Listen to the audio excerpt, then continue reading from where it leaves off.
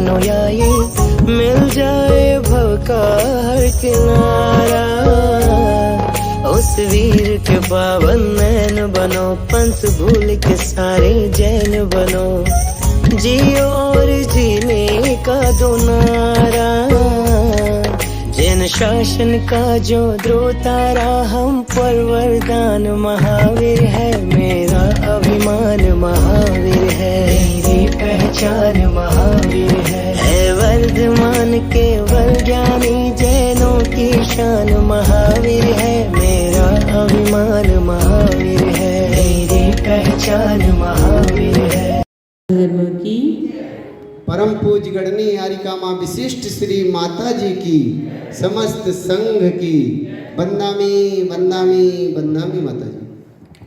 बंधु, पर्युषण पर्व की आज हम 7वीं कक्षा में प्रवेश कर रहे हैं, 8वीं कक्षा में प्रवेश कर रहे हैं, जिसका नाम है उत्तम त्याग धर्म है। आचार्य भगवंत कहते हैं कि जब तक तप नहीं होगा तब तक त्याग नहीं हो सकता है। जैसे जैसे हमने अपने जीवन में तप को धारण किया और तप के बाद ही त्याग आता है। किसके बाद आता है? तप के बाद त्याग आता है। और ये त्यज धातु से त्याग बना है। किस धातु से बना है? त्यज धातु से। त्याग का मतलब होता है छोड़ना। क्या होता है? छोड़ना। जैसे वृक्ष होते हैं और वृक्ष में जब फल लग जाते हैं वो स्वतः ही क्या करते हैं? उसको छोड़ देते हैं। जैसे वृक्ष में पत्ते आते हैं तो समय के आते ही क्या करते? जब अधिक पत्ते आ जाते तो वो अपने आप झड़ जाते हैं। इसी प्रकार से ये त्याग धर्म हमारे लिए यही कह रहा है कि हमारे जीवन में जितना भार होगा उतना कष्टमय होगा, दुखमय होगा, और हम जितने जितने हल्के हो जाएंगे उतना जीवन हमारा सुख शांतिमय हुआ करता है। बंधु, आचार्य भगवंत कहते हैं परिग्रह निवृत्ति त्याग, यानी परिग्रह का त्याग करना, धन का त्याग करना, इसका नाम त्याग हुआ करता है। जहाँ परिग्रह की निवृत्ति हो जाती है उसी का नाम त्याग होता है। क्योंकि आचार्य भगवंत गुरुदेव हमेशा बोलते थे मच कोयन मच केयर, यानी जितना धन होता है उतनी व्यक्ति के जीवन में चिंताएं हुआ करती हैं। इसलिए आचार्य भगवंत कहते हैं कि जितनी तुम्हें आवश्यकता हो उतना तो रखना चाहिए, शेष हमें अपने जीवन में क्या करना चाहिए? त्याग करना चाहिए। क्योंकि जिस प्रकार से एक तराजू होता है और उस तराजू पर आप एक तराजू में वजन रखते हैं और एक तराजू खाली रखते हैं। जिसमें वजन होता है वह तराजू नीचे की ओर जाता है और जो तराजू खाली होता है वह सदैव ऊपर की ओर उठता है। उसी प्रकार से जो व्यक्ति अपने जीवन में जितना जितना संग्रह करता जाता है वह व्यक्ति उतना उतना नीचे की ओर चला जाता है, और जो व्यक्ति जितना जितना अपने जीवन में त्याग करता है वह व्यक्ति उतना उतना ऊंचाइयों को प्राप्त कर लेता है, उतना उतना उठता जाता है। आचार्य भगवान ने कहा है त्यागो ही परमो धर्मस्, त्यागेव परम तपः, त्यागाद् यशो लाभा, परत्राभ्युदयो महान। त्याग ही परम धर्म है। आचार्य भगवान ने क्या कहा है? त्याग ही परम धर्म है, त्याग ही परम तप है, त्याग से ही इस जगत में यश होता है, लाभ होता है और परलोक में भी महान अभ्युदय की प्राप्ति हुआ करती है। ध्यान रखना, जिसकी जीवन में त्याग होता है वही व्यक्ति परम धर्म को धारण कर सकता है। जिसकी जीवन में त्याग होता है वही ही परम तप हुआ करता है। जो व्यक्ति अपने जीवन में जितना जितना त्याग करता जाता है, ध्यान रखना उसका उतना उतना यश हुआ करता है, उतनी उतनी उस व्यक्ति की कीर्ति फैला करती है, उतना ही उसका लिए लोग गुणगान करते हैं। क्योंकि त्याग करने वालों की सदैव ऐसा कीर्ति फैला करती है, त्याग करने वालों के लिए सदैव लाभ होता है। जो व्यक्ति जितना जितना देता है उससे अधिक अधिक उसको क्या होता जाता है, लाभ होता जाता है और परलोक में अभ्युदय सुख की प्राप्ति हुआ करती है। बंधु, इस प्रकार से यह त्याग हुआ करता है।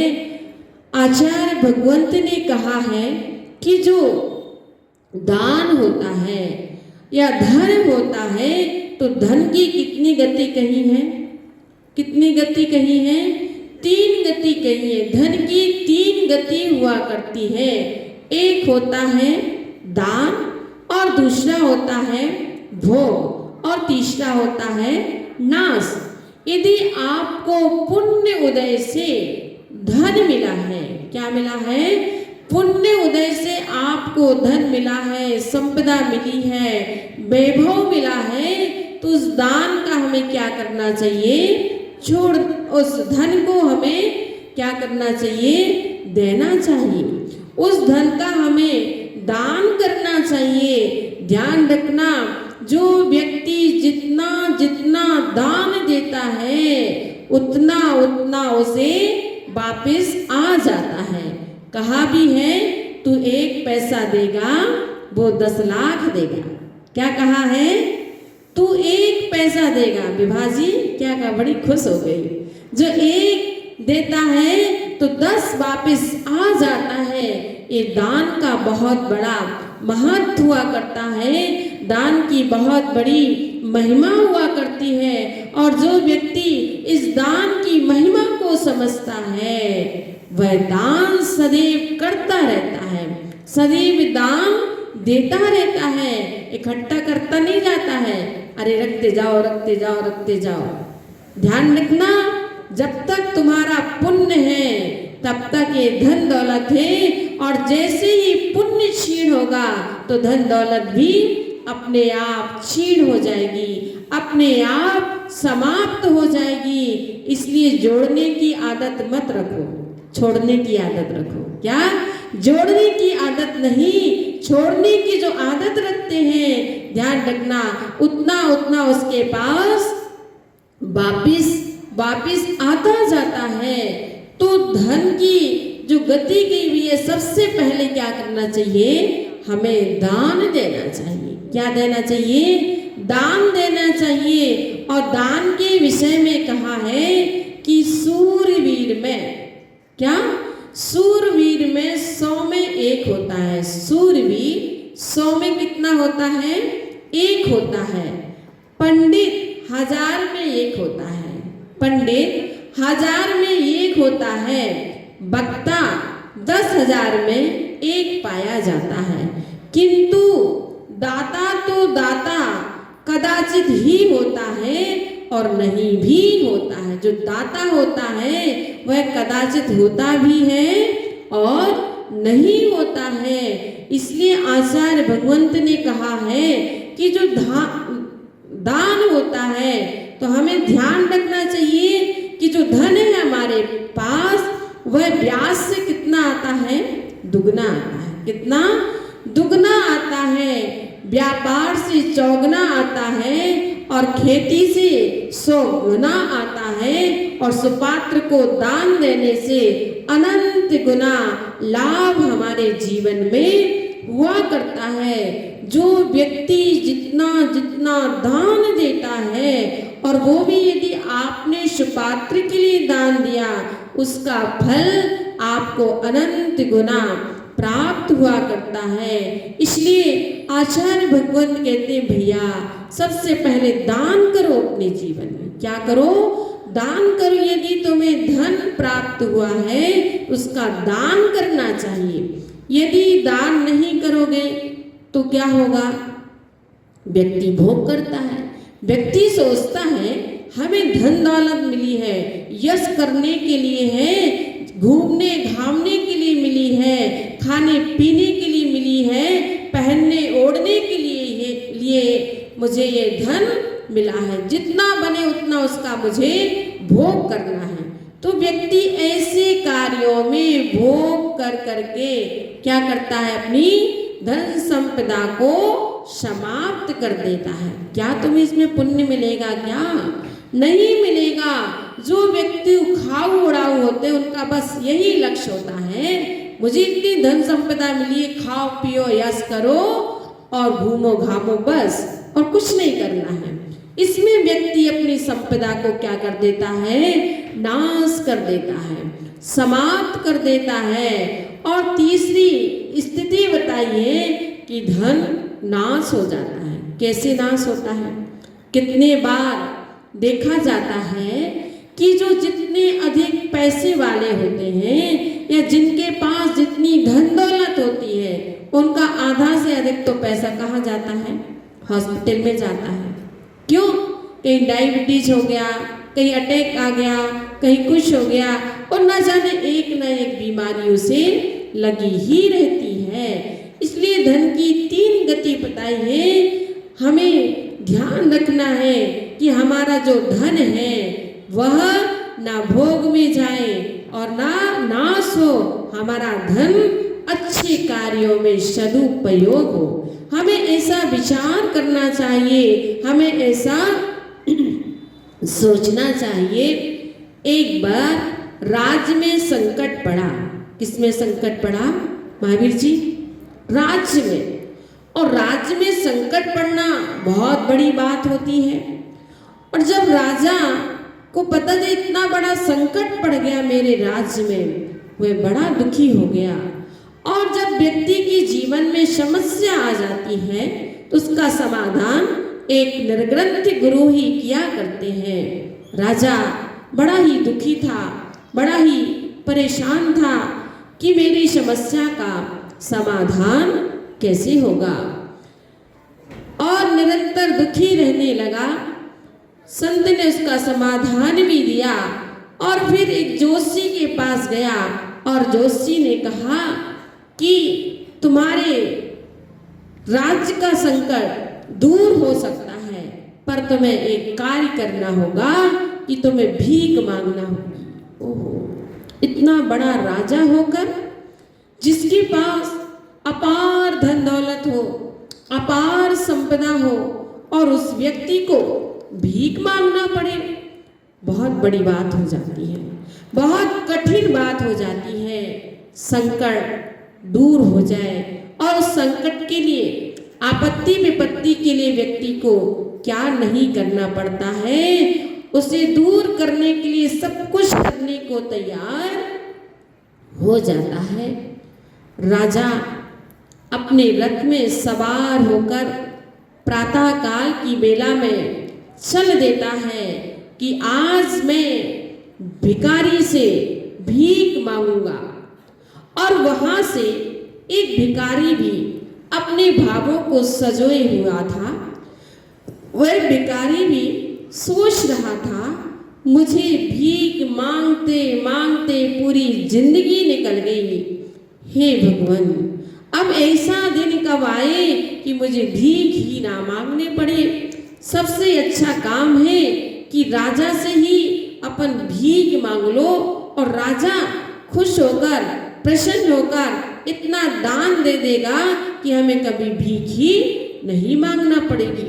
इस उद्देश्य से वह अपने घर से निकलता है कि मैं राजा से भीख मांगूंगा, और अपनी झोली में एक मुट्ठी चावल डाल देता है, क्योंकि जितने भी भिखारी होते हैं ऐसे खाली नहीं बैठते हैं, क्या करते हैं, कुछ ना कुछ डाल लेते, वो भी सिर्फ एक मुट्ठी चावल लेकर निकलता है। और बड़े भाव सजोई हुए था, बड़ी उसकी उमंगें सजी हुई थी, मैं आज राजा से भीख मांगूंगा। अब यहाँ से भी राजा सोच कर जा रहा था कि मुझे रास्ते में जैसा ही पहला भिखारी मिलेगा मैं भीख मांगूंगा। यहाँ से राजा रथ में सवार होकर निकल जाते हैं और वहां से भिखारी निकल जाता है। और जैसे ही भिखारी देखता, ओहो मेरे सामने ही राजा का रथ आ रहा है, इससे बड़ा पुण्य योग क्या नहीं होगा। मेरा तो सबसे बड़ा पुण्य है कि मुझे राजा के दरबार में ही नहीं जाना पड़ा और राजा ही मेरे पास आ रहा है। अब तो मैं राजा से भरपूर दान मांग लूंगा, ऐसा विचार कर रहा था, ऐसा सोच रहा था। और इतनी में जैसे निकट आया, राजा ने तुरंत अपना रथ रोका और भिखारी से कहा, हे भिखारी, मैं तुमसे भीख मांग रहा हूं, मुझे भीख दीजिए।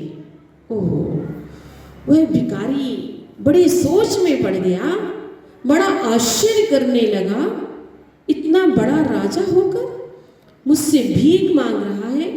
आज तो मैं कितने सारे सपनों को सजो कर लाया था, कितनी सारी भावनाओं को लेकर आया था कि आज मैं राजा से भीख मांगूंगा, पर यहाँ तो उल्टा ही हो गया, राजा मुझसे भीख मांगने लगा। ठीक है, वह अपना हाथ अपनी झोली में डालता है, उसकी झोली में एक मुट्ठी चावल थे, अब देने के नाम पे तो निकल ही नहीं रहा था। फिर डालता, फिर छोड़ता, फिर डालता, फिर छोड़ता, बड़ी मुश्किल से एक चावल उसको निकला और एक चावल निकालकर राजा को दान दे दिया। राजा ने कहा मेरा काम हो गया भीख मांगने का, भीख मांगना थी भले एक चावल भी क्यों नहीं। और राजा तुरंत अपने रथ को मोड़ता है और राजघराने की ओर चल देता है। और जैसे ही राज्य में आता है तो उसका संकट दूर हो जाता है। अब यहाँ पर भिखारी अपना सिर पकड़ लेता है, अपना सिर धुलता है कि देखो तो आज मैं बड़े भावों के साथ राजा से भीख मांगने के लिए निकला था और यहाँ तो आज उल्टा ही हो गया कि राजा ने मुझसे ही भीख मांग ली। कोई बात नहीं, इधर उधर से भीख मांगता है और जैसे ही भीख मांगकर रोज की अपेक्षा तो उस दिन और उसकी ज़्यादा सामग्री इकट्ठी हो गई और अपने घर पे जाता है, पोटली को खोलता है और जैसे ही पोटली को खोलता तो चमचमाता दमदमाता हुआ एक चावल उसको नजर आता है। वो अपना सिर पकड़ लेता है, सिर को धुलने लगता है, रोने लगता है, चिल्लाने लगता है। उसकी पत्नी आ जाती है, बोले क्यों, क्या बात हो गई, तुम क्यों रो रही हो, क्यों चीख रही हो, क्यों चिल्ला रहे हो। बोले मुझे इस बात का दुख हो रहा है, मुझे नहीं पता था कि एक सोने का मैंने चावल दान में दिया, मात्र मेरे हाथ से मेरी झोली से एक ही चावल निकला और एक चावल का दान देने से मेरा चावल सोने का हो गया। और यदि मैं मुट्ठी भर चावल दान दे देता तो मेरे सारे चावल आज सोने के हो जाते। बंधुओं, ये दान की इतनी बड़ी महिमा हुआ करती है, इतना बड़ा प्रभाव हुआ करता है। और जो व्यक्ति अपने जीवन में कितना कितना दान करते हैं उसका प्रभाव तो कितना ही है, पूछो मत। जैसे आचार्य भगवत कहते हैं, आप जितना जितना कुआं खोदते जाते हैं उतना अच्छा अच्छा निर्मल निर्मल पानी आता जाता है। उसी प्रकार से और गंदा पानी अपने आप निकलता जाता है। उसी प्रकार से जो व्यक्ति अपने जीवन में जितना जितना दान देता जाता है उतना उतना उसके जीवन में आता जाता है। एक बार पूज्य गुरुदेव श्रेयांसगिरी में विराजमान थे, तो आगे कुसमरिया जी थे। कौन थे अनिल जी? एक कुसमरिया जी थे। उन्होंने गुरुदेव से प्रश्न किया कि गुरुदेव, आज तक मैंने किसी भी जैनी को भीख मांगते नहीं देखा है, और जब देखो तो हमेशा देते ही रहते, बांटते रहते हैं, इसका क्या रीजन है? तो दीपचंद जी क्या बोले गुरुदेव कि बनिया लोग बड़े चतुर होते हैं। क्या कहा? बनिया लोग, जैनी लोग बड़े चतुर होते हैं, और वो इस चीज को जानते हैं, समझते हैं कि हम जितना देते हैं उससे 10 गुना हमारे जीवन में अपने आप आ जाता है। इसलिए देने के नाम पर यदि लेना है तो किससे लेना? जैनियों से लेना। सदैव यदि इनकम टैक्स भरती है तो सबसे ज्यादा कौन भरती है? जैनी ही भरती है, क्योंकि जैनी लोग सबसे अधिक दान देते हैं। जितना कमाते हैं उतना देते भी हैं, और बार बार कर लौट कर उतना ही उनके पास आता जाता है। पर संसार में ऐसे भी लोग होते हैं कि जो कभी दान ही नहीं देते हैं, और जहां दान का नंबर आ जाए तो उठ के ही चले जाए, आना ही बंद कर दे। ऐसे भी लोग होते हैं। एक बार अकबर ने बीरबल से एक प्रश्न किया, बीरबल ये बताइए कि लोगों की हथेली में बाल क्यों नहीं होते हैं? क्या कहा? लोगों की हथेली में बाल क्यों नहीं होते हैं? बीरबल ने कहा इसका समाधान मैं यहाँ नहीं राज्यसभा में दूंगा, और सभासदों से पूछा जाए। सभी से पूछा गया, कोई जवाब नहीं दे पाया, और फिर बीरबल का नंबर आया। बीरबल से कहा कि लोगों की हथेली में बाल क्यों नहीं होते हैं? बीरबल ने कहा हुजूर साहब, जो सदैव दान देते रहते, दान देते उनकी हथेली के सारे बाल घिस गए। क्या कहा? हथेली के बाल सारे घिस गए दान देते। अकबर ने कहा बीरबल, अभी प्रश्न पूरा, आंसर पूरा नहीं हुआ, और भी इसका उत्तर आना चाहिए। उसने कहा हुजूर साहब, दूसरे वो भी व्यक्ति हैं, बोले कि जिनके हाथ में बाल नहीं है। तो क्यों नहीं है? बोले कुछ लोग ऐसे भी होते हैं जो सदैव लेते रहते, उनकी हथेलियों के बाल चले गए हैं। बोले अभी उत्तर पूरा नहीं हुआ। क्या कहा? अभी उत्तर पूरा नहीं हुआ। मनीषा जी क्या कहा? अभी उत्तर पूरा नहीं हुआ।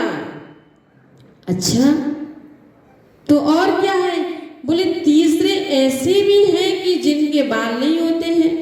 तो बोले तीसरे इस किस्म के लोग होते हैं, न जो दान देते हैं और ना लेते हैं, और देखते मलते रहते हैं हाथों। अरे उसने इतना दान दे दिया, अरे उसने इतने दान दे दिए, इतने करोड़ों का दे दिए, लाखों का दे दिया।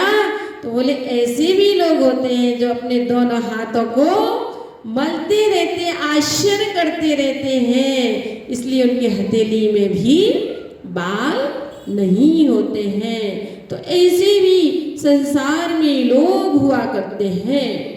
एक बार एक कंजूस की पत्नी अपने पति से क्या कहती है?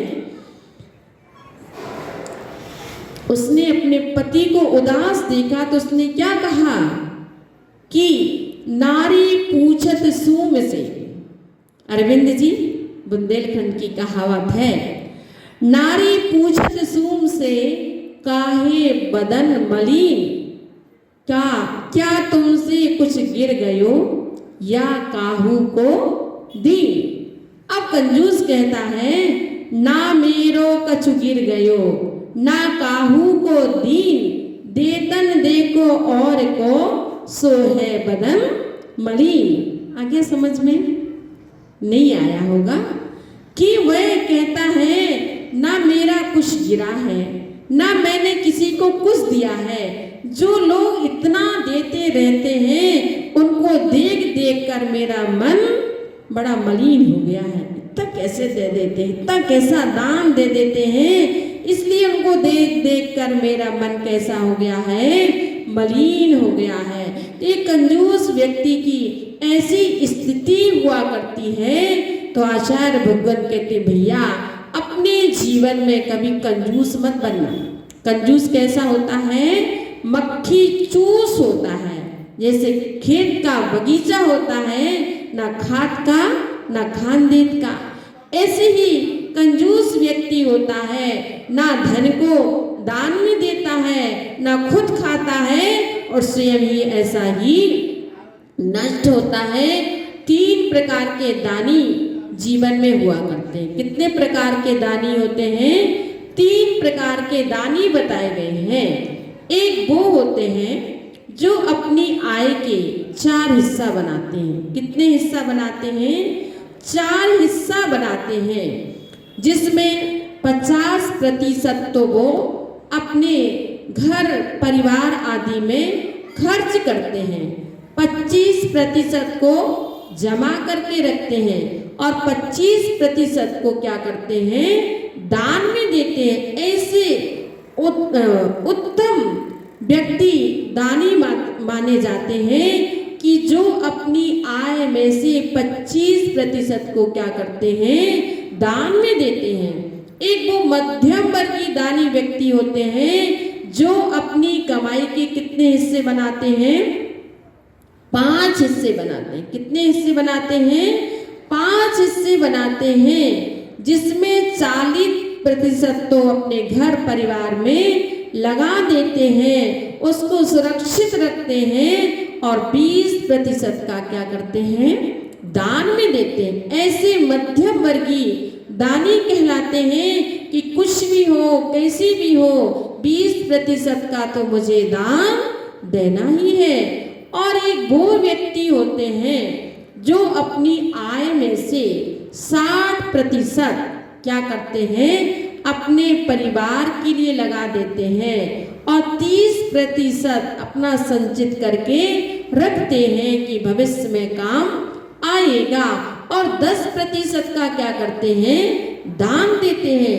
तो ऐसे जघन्य वर्गीय भी दानी कहलाते हैं कि जितने व्यक्ति क्या विचार करता है कि मुझे जितनी धन दौलत मिली है उसमें कोई 25% दान में देता है, कोई 20% दान में देता है और कोई 10% दान में देता है।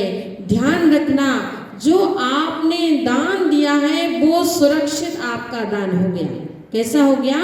सुरक्षित हो गया। ना उसको कोई चुरा सकता है, ना जला सकता है, ना नष्ट कर सकता है और वो फल आपको ही मिलेगा, दूसरे को नहीं मिलेगा। इसलिए हमें अपने दान को कैसे हम सुरक्षित रख सकते हैं, ऐसा दान करके ही हम उसको सुरक्षित रख सकते हैं। ऐसा कोई सोचे हम धन गाड़ के सुरक्षित रख लें क्या? एक व्यक्ति ने सोचा इतना धन हो गया, इतना पैसा होगा, उसको जमीन में गाड़ दे, जमीन में सोने को गाड़ दे। तो क्या हुआ? उसने गाड़ दिया और जैसे ही गाड़ा, समय आने पर उसको खोदा तो कुछ नहीं मिला, कुछ नहीं मिला। पता नहीं कहाँ खिसक गया वो सोना, और तो क्या खाक ही हो गया, कुछ भी उसे प्राप्त नहीं हुआ। पर हाँ, जो आपने जितना दान दे दिया, फिर ना आपको तिजोरी में रखना पड़ेगा, ना लॉकर में रखना पड़ेगा, अपने आप ही क्या हो जाएगा, वो दान आपका सुरक्षित हो गया। आपने जितना दान दिया वो क्या हो गया, सुरक्षित हो गया। लक्ष्मी के 4 पुत्र बताए हैं। कितने पुत्र कहे हैं विनोद जी? लक्ष्मी के 4 पुत्र हैं। और वो कौन कौन से पुत्र हैं? पहला है दान, दूसरा है राजा, तीसरा है अग्नि और चौथा है तस्कर। ये लक्ष्मी के 4 पुत्र हैं। तो जो सबसे पहला पुत्र है जिसका नाम क्या था, दान था, वह कहता है यदि तुम हमारा अपमान करोगे, तुम हमारा तिरस्कार करोगे, तो हम तीनों कुपित हो जाएंगे। तीन कौन कौन कुपित हो जाएंगे? राजा, अग्नि और तस्कर। हम तीनों कुपित हो जाएंगे यदि तुमने हमारी अवहेलना करी। ठीक है, तो जो दान की अवहेलना करता है तो उसकी सारी संपत्ति कैसी हो जाती? राजसात हो जाती है। कैसी हो जाती है? सारी संपत्ति राजसात हो जाती है जो व्यक्ति दान की अवहेलना करता है। और दूसरा, अग्नि में स्वाहा हो जाती है। जो व्यक्ति दान की अवहेलना करता है उसकी जितनी भी संपत्ति है, जितना भी वैभव है, वह क्या होता है? अग्नि में स्वाहा हो जाता है। या तो चोर लुटेरे उसको ले जाते हैं, चुरा कर ले जाते हैं। अब सोच लीजिए कि यदि तुम्हें दान से प्रसन्न करना है उसको या उसका तिरस्कार करना है, और यदि तुमने उसका तिरस्कार कर दिया तो तस्कर भी बैठा हुआ है। क्या वो भी कहता है कि कितने बार ऐसा देखा जाता है कि इनकम टैक्स वाले क्या करते हैं? सीधा छापा डाल देते हैं। कितने बार तो मैंने अपनी आंखों से देखा है, सुना है कि ऐसे ऐसे धनाढ्य व्यक्ति जिनके छापा में अनेकों किलो सोना, रुपए, पैसे, नकदी निकले, क्या हुआ? अब वो बचता रहे। यदि हम दान दे देते तो कितना अच्छा रहता। हमने कभी दान ही नहीं दिया कि आज कितने 30-40 किलो सोना, 200-300 करोड़ रुपए ऐसे ही चले गए, व्यक्ति के पानी में चले जाते हैं। जब छापा डलता है उस व्यक्ति की पूछो हालत कैसी हो जाती है, कैसी हालत हो जाती है। आंसू बहाने के अलावा कुछ भी शेष नहीं रह जाता है। अब पछताने से क्या भैया, इतना जोड़ जोड़ कर क्यों रखा? ठीक है, मान सकते तो फेंक दे। क्या कोई कहे फेंक दे? भैया फेंको मत। ठीक है, आपका पुण्य है इसलिए संपदा आपके पास आ रही है, वैभव आपके पास आ रहा है, आप तो खुशी मनाओ आ रही है, तो हम दान दे देकर इसको सुरक्षित करते जाएं। तो इस प्रकार से वह हुआ करता है। तो एक तो अग्नि का आतंक हो जाता है, या तो चोरी में चला जाता है, या इनकम टैक्स वाले छापा डाल देते हैं। इस प्रकार से वह धन ऐसा ही हमारा समाप्त हो जाता है। या यूं कहे कि जितना जितना धन होता है उतनी बड़ी व्यक्ति को चिंता भी हो जाती। कितने बार व्यक्ति को तो अटैक ही आ जाता है। क्या आ जाता है? अटैक आ जाता है। और जो व्यक्ति अपने धन को जितना कम कर देता है, निश्चिंत हो जाता है, उसको कोई टेंशन नहीं, उसको कोई विकल्प नहीं, सुख की चैन की नींद वह सोता है। तो बंधुओं, आचार्य भगवान कहते भैया अपना जितना जितना आप देते ही रहोगे, जैसे जो नदियां होती हैं जितनी जितनी बहती जाती है उतना उतना उसमें मिठास होता है। नदी का पानी कैसा होता है? बड़ा मीठा होता है। और जो समुद्र होता है वह जितना जितना संग्रह करता जाता है, क्या करता है? जितना जितना संग्रह करता जाता है। आपने पिया समुद्र का पानी? किसी ने है देखा जी पिया? नहीं पिया? पता तो होगा कैसा रहता है, खारा होता है। कोई भी पीना पसंद नहीं करता है। उसी प्रकार से जो व्यक्ति जितना जितना देता है, ध्यान रखना उतना उतना मीठा होता चला जाता है। और जो व्यक्ति जितना जितना संग्रह करता जाता है, एकत्रित करता जाता है, उतना उतना खारा होता चला जाता है। इसलिए आचार्य भगवान कहते हैं जोड़ो नहीं छोड़ो। क्या कहते हैं? जोड़ो नहीं छोड़ो। आज संतों ने छोड़ दिया। क्या कर दिया? आज संतों ने छोड़ दिया, इसलिए इतनी ऊंचाइयों पर विराजमान हो गए। यदि छोड़ते नहीं, जोड़ते रहते तो आप लोगों की तरह बैठे रहते। क्या आप लोगों की तरह बैठे रहते? एक अटल सिद्धांत है कि व्यक्ति इस संसार में कुछ भी लेकर नहीं जाता है। आज तक कोई लेकर गया? किसी का उदाहरण हो, है? कोई गया ललित भैया? कोई नहीं गया? अरे कोई गया हो, कोई अकोला का कुछ लेके गया हो? नहीं हुआ। सिकंदर सम्राट था। कौन था?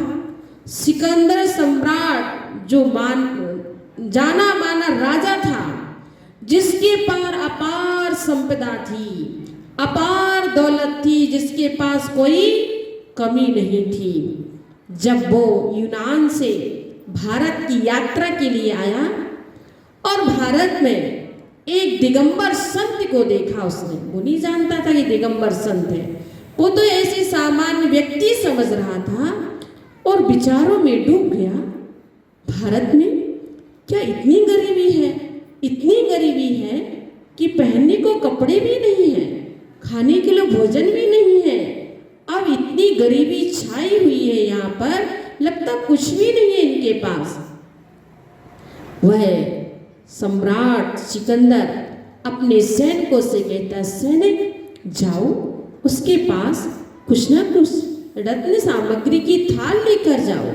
ठीक है स्वामी, रत्न सामग्री की थाल लेकर जाता है। वह तो देखता भी नहीं है, संत को इन रुपये पैसों से क्या मतलब, रत्नों से क्या मतलब। वह अपने ध्यान में आरूढ़ रहते हैं और वह सारी बात राजा को बता देता है। राजन, वो तो देख भी नहीं रहा है, आंखें और बंद कर ली, जाओ और ज्यादा रत्नों को लेकर जाओ। और जैसे ही रत्नों को लेकर जाता है, फिर राजा अपनी आंखों को बंद कर लेता। धूप लग रही, जिन लोग छांव में आ जाए, बहुत सारी जगह आगे आगे आ जाओ। तो बहुत सारे रत्न लेकर जाता है, फिर वह फिर अपनी आंखों को बंद कर लेता है। सैनिक कहते हैं, महाराज ये कोई सामान्य व्यक्ति नहीं है। क्या कहा? एक कोई सामान्य व्यक्ति नहीं है, जाना माना व्यक्ति है। तो राजा स्वयं जाता है अपने दल बल के साथ, अपने रत्न पैसियों के साथ, और जैसे ही पहुंचता है वह कहता है, मैं सम्राट सिकंदर हूँ, मैं राजाओं का राजा हूँ। दिगंबर संत का ध्यान पूर्ण होता है। वह कहते हैं, मैं महाराजा हूँ। क्या कहते हैं? मैं महाराजा हूँ।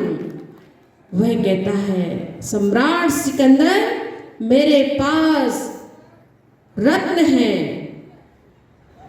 तो मुनिराज कहते हैं, मेरे पास एक नहीं, दो नहीं, तीन महारत्न हैं, जिनको ना कोई चुरा सकता है, ना कोई जला सकता है, ना कोई छापा डाल सकता है। वह सम्राट बड़ा प्रभावित हो गया, बड़ा खुश हो गया दिगंबर संत से, और उसने वहीं कुछ दिन रहा और उसने कहा, मैं आपसे बहुत प्रभावित हूँ, आप मेरे साथ यूनान चलिए। उन्होंने कहा, नहीं, मैं नहीं जा सकता हूँ, तो मेरे जीवन में कुछ शिक्षा दीजिए। उन्होंने कहा, सम्राट सिकंदर कुछ भी साथ जाने वाला नहीं है। क्या कहा? इस धरा पर सब धरा रह जाएगा, मुट्ठी बांध कर आया कर पसारे जाएगा। बस इतना तुम ध्यान रखना। सम्राट सिकंदर ने इस बात को अपने जीवन में उतार लिया और जैसे यूनान पहुंचा, अपने सैनिकों से कहा, हे सैनिक, जब मेरी मृत्यु का समय आए, अर्थी के बाहर मेरे दोनों हाथों को लटका देना। सैनिक सोच में पड़ गए, महाराज ये तो अशुभ अशुभ माना जाता है। नहीं सैनिक, ये बहुत बड़ी शिक्षा देगा लोगों के लिए, तुम ऐसा ही करना। सम्राट सिकंदर की जब मृत्यु हुई, उसके दोनों हाथ अर्थी के बाहर लटका दिए और यही संदेश दे रहे थे कि सम्राट सिकंदर के पास अपार दौलत थी, अपार वैभव था, अपार संपदा थी, पर जब वो मरे तो हाथ खाली करके गए, कुछ भी लेकर नहीं गए। बंधुओं, राजा सम्राट का ये बहुत बड़ा संदेश था हमारे जीवन में, एक बहुत बड़ी शिक्षा थी हमारे जीवन में कि व्यक्ति मुट्ठी बांध कर आता है और कर पसारे जाता है।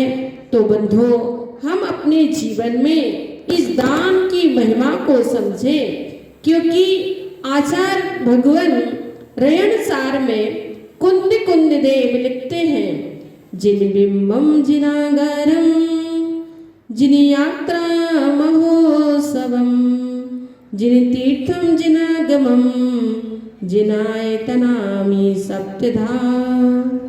आचार्य कुंद कुंद देव कहते हैं हमें 7 स्थानों में दान देना चाहिए।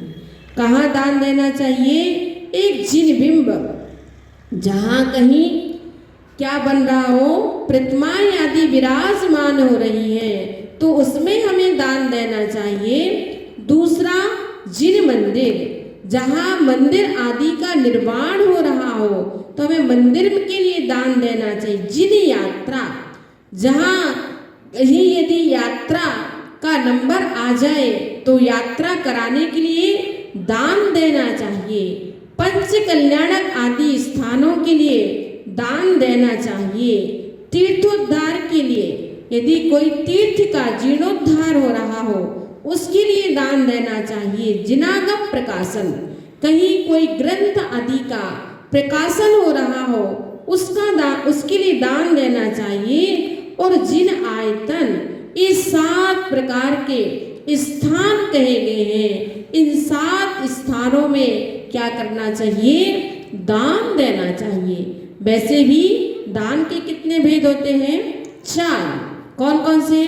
आहार दान, औषधि दान, शास्त्र दान, अभय दान। आप लोग पूजा भी करते हैं। दान 4 प्रकार 4 संग को दीजिए, धन विधि आहार नरभव लीजिए। इस प्रकार से 4 प्रकार के दान कहे गए हैं। एक आहार दान होता है। कौन सा दान होता है? आहार दान होता है। और दूसरा होता है औषधि दान, शास्त्र दान, अभय दान। तो हमें 4 प्रकार के दान सदैव अपने जीवन में देते रहना चाहिए। आहार दान में कौन प्रसिद्ध हुए? श्री सेन नाम के राजा जो कि शांतिनाथ तीर्थंकर हुए, उन्होंने आहार दान दिया। और आहार दान की तो बहुत बड़ी महिमा है। समय हो रहा है बंधुओं, तो आहार दान से मां तीर्थंकर प्रकृति का उन्होंने वंद किया। औषधि दान में कौन प्रसिद्ध हुई? वृषभ सेना। कौन हुई? वृषभ सेना औषधि दान में प्रसिद्ध हुई। और जो व्यक्ति औषधि दान देता है वह सदैव निरोगी होता है, प्रसन्न होता है, सुंदर शरीर वाला होता है, तेजवान होता है, बलवान होता है, ऐश्वर्य धन आदि विभूति उसको प्राप्त होती है, स्वर्ग और मोक्ष उसे प्राप्त होता है। जो व्यक्ति अपने जीवन में औषधि दान देता है, शास्त्र दान का आप सभी महत्व जानते हैं। कौन द्वारा ने शास्त्र दान दिया और उसके प्रभाव से वही कुंद कुंद देव बना। और अभय दान किसने किया था? शुक्र ने किया था कि बसंतिका में जहाँ मुनिराज थे, सिंह घुस रहा था तो उनकी क्या की थी? वो जाने के रोका था। इस प्रकार से शुक्र ने क्या किया था? अभय दान दिया था। बंधु, जो ये 4 प्रकार के दान देते हैं वह व्यक्ति अपने जीवन को पावन और पुनीत बना लेते। कहा भी है, दिया जल जो बादल ले तो बादल ऊंचा हो गया, लिया जल जो सागर ने तो सागर नीचा हो गया। जो व्यक्ति जितना जितना छोड़ता जाता है उतना उतना ऊंचाइयों को प्राप्त करता जाता है। और जो व्यक्ति जितना जितना ग्रहण करता जाता है उतना उतना नीचे नीचे चला जाता है।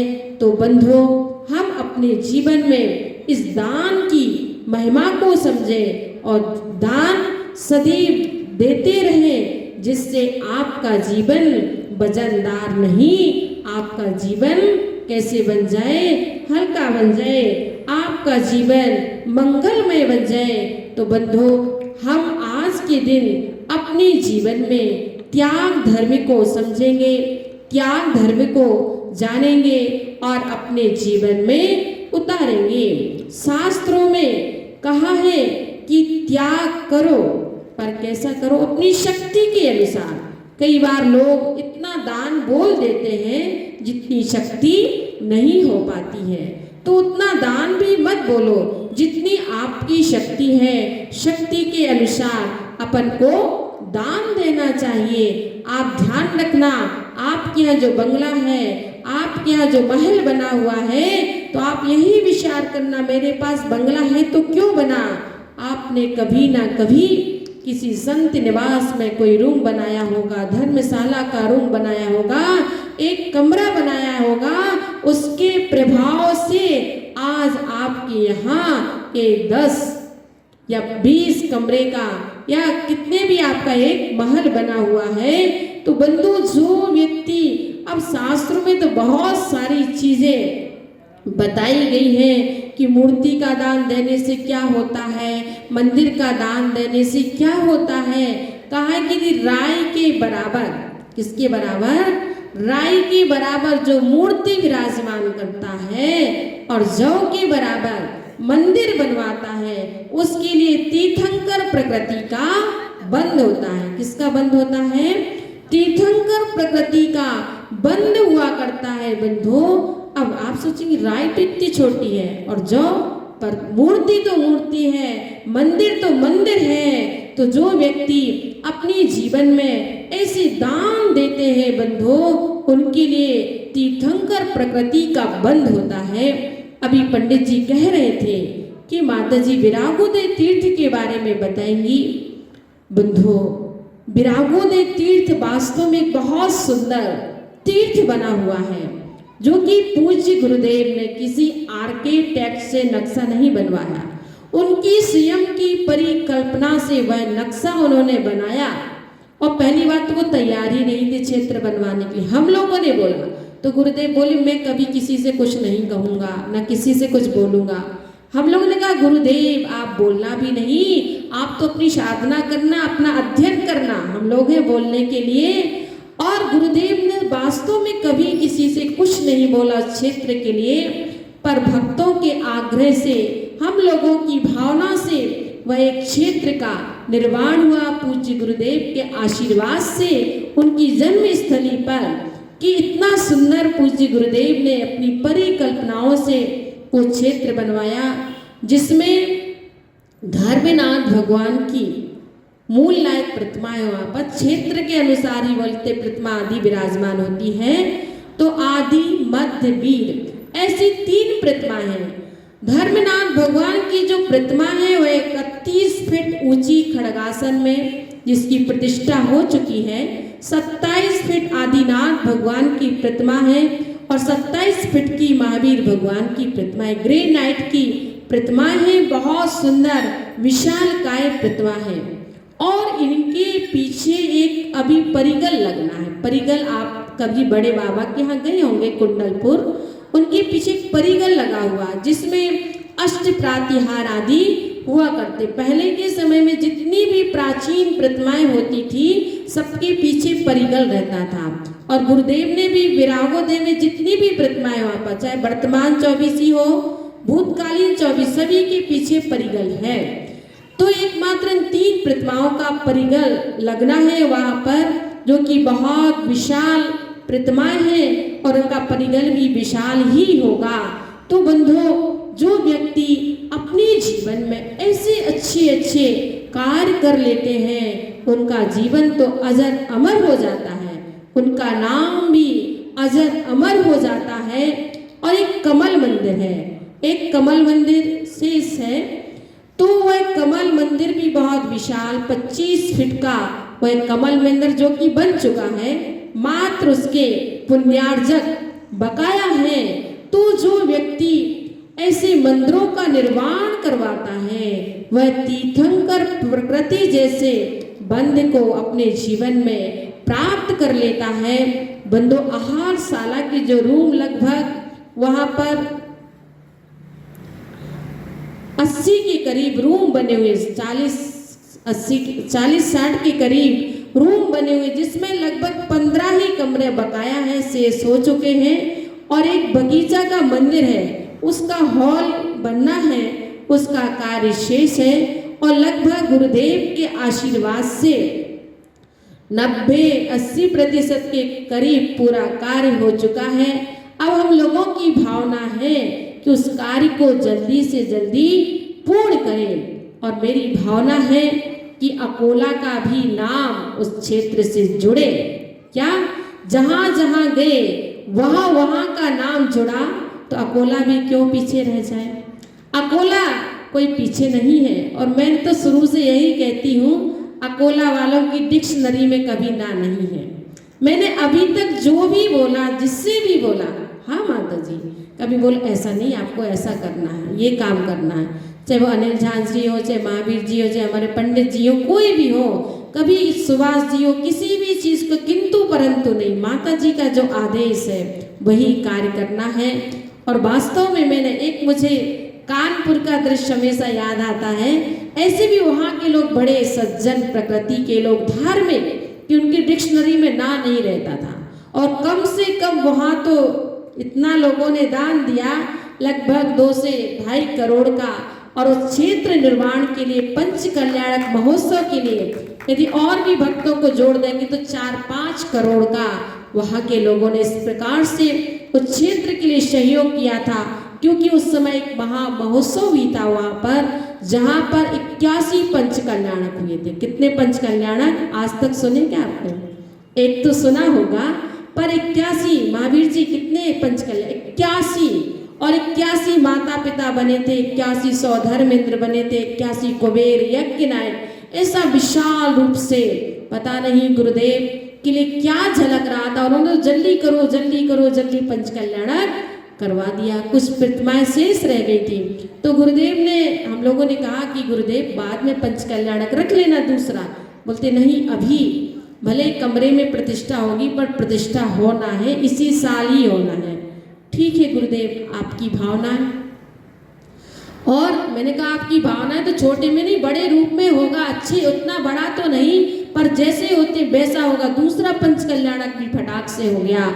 बंदो, ऐसे 2-2 पंच कल्याणक प्रतिमाओं के हो चुके हैं। अभी वहाँ पर गुरु मंदिर आदि भी बनना है। और मेरी भावना है कि 108 मंदिरों में पूज्य गुरुदेव की प्रतिमाएं विराजमान करें। तो ऐसे हम उन प्रतिमाओं के भी पुण्यार्जक बनकर अपने जीवन में बहुत कुछ पुण्य अर्जन कर सकते हैं। कोई सदस्य आजीवन सदस्य बनकर भी अपने जीवन में पुण्यार्जन कर सकते हैं। तो बंधुओं, आप सभी उस क्षेत्र से जुड़े और अपनी चंचला लक्ष्मी का सदुपयोग करके अपने जीवन को पावन पुनीत बनाएं। इसी मंगल भावना के साथ इस धर्म की जाप करेंगे।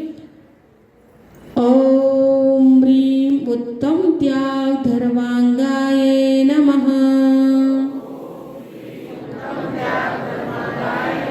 ओम ह्रीं उत्तम त्याग धर्मांगाय नमः।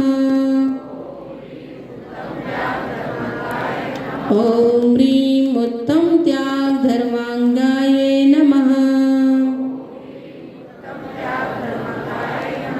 जीवली परम पूज्य गणाचार्य गुरुदेव श्री अक्षाण विराग सकर जी मामनी राज की।